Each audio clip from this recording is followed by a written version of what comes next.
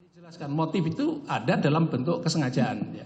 Jadi setiap perbuatan kesengajaan biasanya mesti harus ada motif, apalagi kesengajaan itu direncanakan terlebih dahulu ya. Itu pasti harus ada motif. Cuma menjadi persoalan apakah ada kesengajaan yang tidak ada motifnya? Tidak mungkin. Karena kenapa? Coba saudara jelaskan kenapa?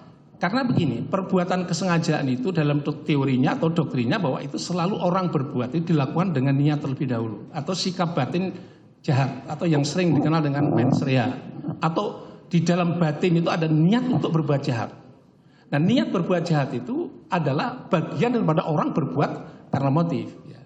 Persoalannya adalah bagaimana membuktikan motif ini menjadi penting. Ya. Jadi kalau itu tidak perlu ada motif, menurut saya tidak tepat itu. Karena orang itu berbuat sesuatu adalah ekspresi dari sikap batin totalitas di dalamnya untuk bersikap atau berbuat. Apalagi untuk merampas nyawa orang lain, itu tidak sembarangan ya, karena risikonya sangat besar. Oleh sebab itu kalau orang merampas nyawa orang lain itu jelas ekspresi dari sebuah motif, apalagi itu direncanakan. Tapi bagaimana kalau umpamanya orang merampas nyawa orang lain, tetapi tidak direncanakan dengan tiba-tiba, apakah di sana juga harus ada motif juga? Baik, kalau konstruksi orang yang tidak ada niat sama sekali, itulah yang dikenal dengan kealpaan. Ya. Maka alpaan dengan pembunuhan dua hal yang berbeda. Kalau kealpaan itu tak ada motif sama sekali, tapi perbuatannya menimbulkan akibat.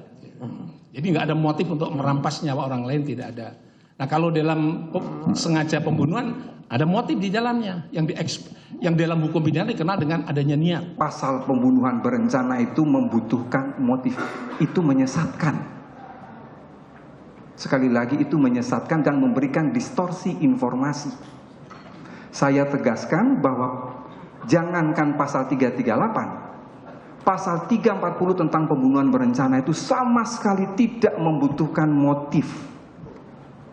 Kata-kata berencana yang ada di dalam konstruksi pasal 340 dalam konteks teori namanya dolus premeditatus. Dolus premeditatus itu mensyaratkan tiga hal. Tiga hal itu, tiga syarat. Yang pertama, pelaku ketika memutuskan kehendak untuk melakukan itu dalam keadaan tenang. Kedua, ada tenggang waktu yang cukup antara memutuskan kehendak dan melaksanakan perbuatan.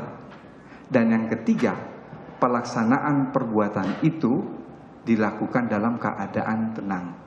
Jadi dolus premeditatus dalam konteks pasal 340 ini dia memberikan gap, memberikan batasan dengan pasal 338. Kalau pasal 338 itu delik pembunuhan biasa yang dalam konteks teori kita katakan sebagai dolus repentinus. Sementara dolus premeditatus itu harus membutuhkan pemikiran yang matang. Tetapi saya tegaskan itu dia tidak membutuhkan motif. Demikian.